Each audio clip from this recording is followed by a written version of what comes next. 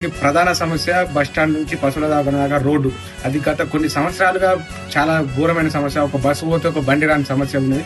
దాన్ని మార్చేందుకు మేము ముంగడికి వస్తున్నాం. 2 సంవత్సరాల కాలంలో రోడ్డును పూర్తి చేసి అండర్ గ్రౌండ్ డ్రైనేజ్ చేసే బాధ్యత మాది. గాంధీ దగ్గర మినీ బస్ స్టాండ్ చేస్తాం. అంకంపేట చౌరస్తాలో బస్ స్టాప్ ఏర్పాటు చేస్తాం. కంపల్సరీ ఒక్కసారి ఆశీర్వదించండి. గాంధీ నుంచి బస్ స్టాండ్కి వచ్చేందుకు అమ్మలకైనా అక్కలకైనా చాలా ఇబ్బంది అవుతుంది. గాంధీ దగ్గర కంపల్సరీ బస్ వచ్చేటట్టు చేసి బస్ స్టాప్ ఏర్పాటు చేస్తామని మీకు కోరుతున్నాం. మేము ఇంకా పోతే ప్రతి వాడలో సీసీ రోడ్లైనా సీసీ డ్రైన్లైనా పాతవి తొలగించి కొత్తవి నిర్మిస్తాం. మొత్తం లేని చాలా కొత్త సీసీ రోడ్లు, కొత్త అండర్ గ్రౌండ్ డ్రైనేజ్ ఇచ్చే బాధ్యత మాది. ప్రతి వాడ ప్రతి గల్లీలో మురికి లేకుండా మట్టి రోడ్డు కనబడకుండా చేసే బాధ్యత మాది. ప్రతి జంక్షన్ దగ్గర హైమాస్ లైట్లు, సీసీ కెమెరాలు, ప్రతి వాడలో ప్రతి వీధి దీపాలు వెలిగే విధంగా చూస్తాం.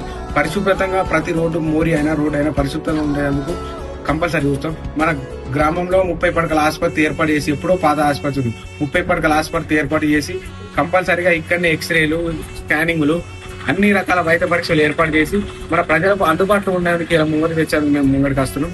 మన గ్రామంలో అన్ని సమస్యలు తీర్చి అందరినీ ఆదర్శవంత గ్రామంగా మన రాజన్న సిరిసిల్ల జిల్లాలోనే వెనుకబడి ఉన్న మండలాన్ని ముంగడి తీసుకునేందుకు ఇలా మేము ముంగడికి వస్తున్నాం. అందరూ ఒక్కసారి ఆలోచించండి. యువకుడిగా మేము ముంగడికి వచ్చినాం. నా గెలుపు ఇది నా పదవి గురించి కాదు. నేను డబ్బులు సంపాదించుకునే అవసరం కూడా నాకు లేదు. నేను ప్రజాసేవ చేసేందుకు, మన ఊరును మార్చేందుకు ఎన్నో 15 సంవత్సరాలుగా మా బుద్ధి తెలిసిన నుంచి ఊరు ఏం మారలేదు.